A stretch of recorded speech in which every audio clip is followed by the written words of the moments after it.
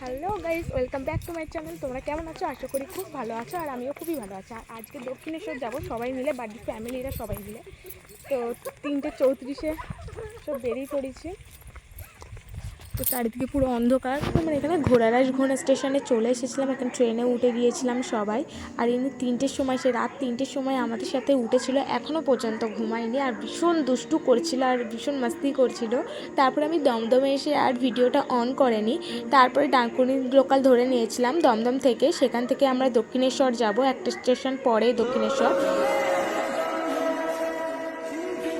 চলে আসলাম আমরা এখানে দক্ষিণেশ্বর। তো সবাই আমরা চলে এসেছিলাম। তো এসে দেখি সবে কয়েকটা দোকানই খুলেছিল, তারা দোকানের জিনিসপত্র সব গোছাচ্ছিল। আর আমরা এখানে লিফটে যাব বলে দাঁড়িয়েছিলাম, যেহেতু লিফটটা বন্ধ ছিল সেই জন্য যাইনি, এখানে এসকেলেটারে করেই সবাই যাব।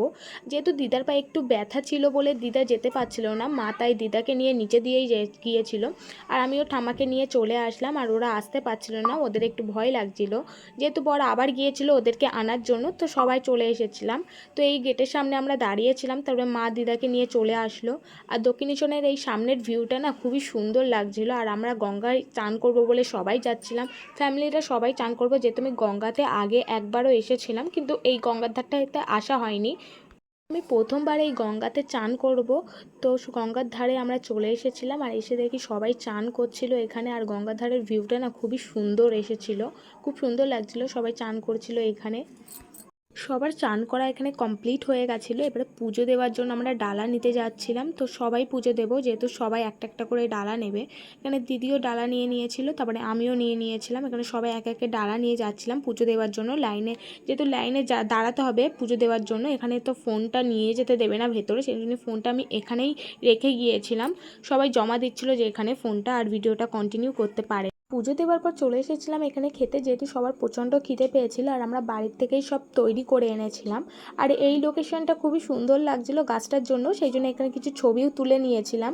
আর আমিও কিছু ছবি তুলে নিয়েছিলাম, এখানে ভিডিও করেছিলাম। তারপরে ফ্ল্যাটগুলোর সামনে যে পুকুরটা দেখতে পাচ্ছ, এখানে প্রচুর মাছ ছিল, এখানে সবাই খাবার দিচ্ছিল মাছগুলোর। আর এই পানকৌড়িটা আমি ফার্স্ট টাইম পানকৌড়ি দেখলাম, আর জলের যখন ডুব দিচ্ছে কত সুন্দর লাগে। এখন মেলায় যাচ্ছি ঘুরতে, তো চলো তোমাদেরও দেখাবো সব ঘুরিয়ে।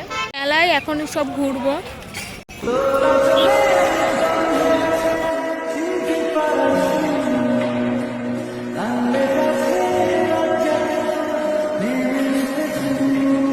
এই মেলায় ঠাকুরের সব জিনিস পেয়ে যাবে, যাবতীয় জিনিস, আর সব অনেক রকম জিনিস ছিল। আর এখানে আমরা পাপড়ি চাট খাবো বলে চলে এসেছিলাম, আর পাপড়ি চাটটা খুবই টেস্টি বানিয়েছিল।